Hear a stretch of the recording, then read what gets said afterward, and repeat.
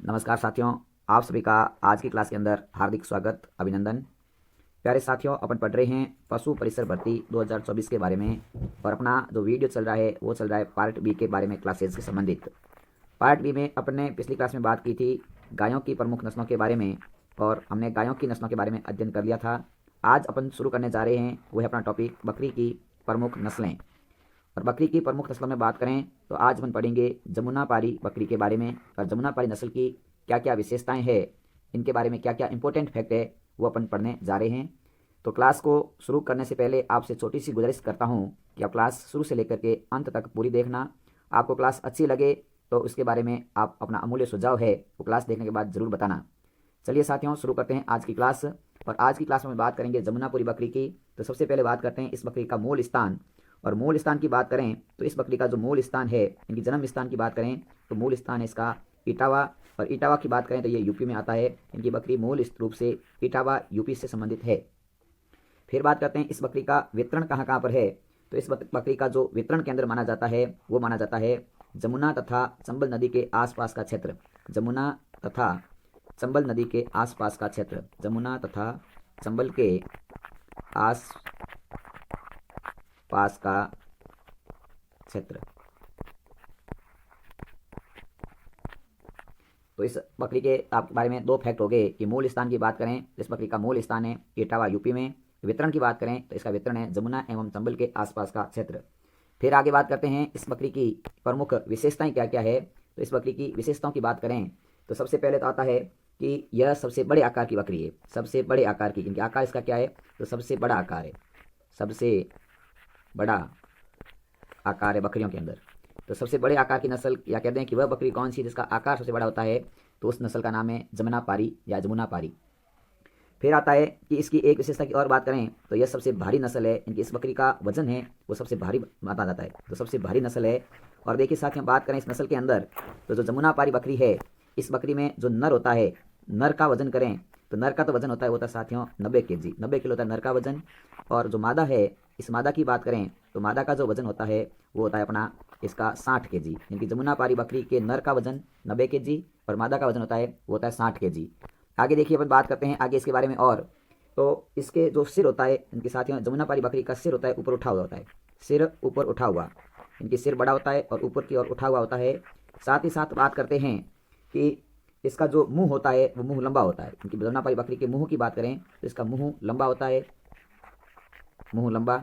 फिर बात करते हैं इसका नाक होता है वो नाक रोमन की तरह होता है। इनके नाक कैसा होता है तो जमुनापारी बकरी का जो नाक होता है वो रोमन जैसा होता है, नाक रोमन जैसा।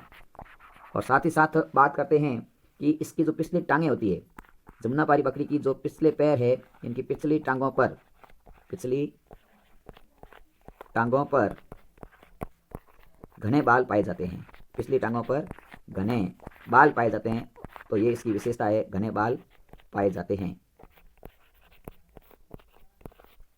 इसके बाद बात करते हैं इस नस्ल के बारे में। तो साथियों इस नस्ल के बारे में एक और इम्पोर्टेंट बात बता दें, जो घने बाल होते हैं इन घने बालों को क्या कहते हैं। कभी बार प्रश्न पूछ सकता है कि जमुनापारी बकरी की जो पिछली टांगें होती है, इस पिछली टांगों पर जो घने बाल होते हैं, इन घने बालों को क्या कहते हैं तो घने बालों को कहते हैं फिथर्ड। क्या कहते हैं? फिथर्ड। तो ध्यान रखें फिथर्ड क्या है तो जमुनापारी बकरी के पिछले टांगों पर जो बाल पाए जाते हैं इन बालों को कहते हैं फिथर्ड।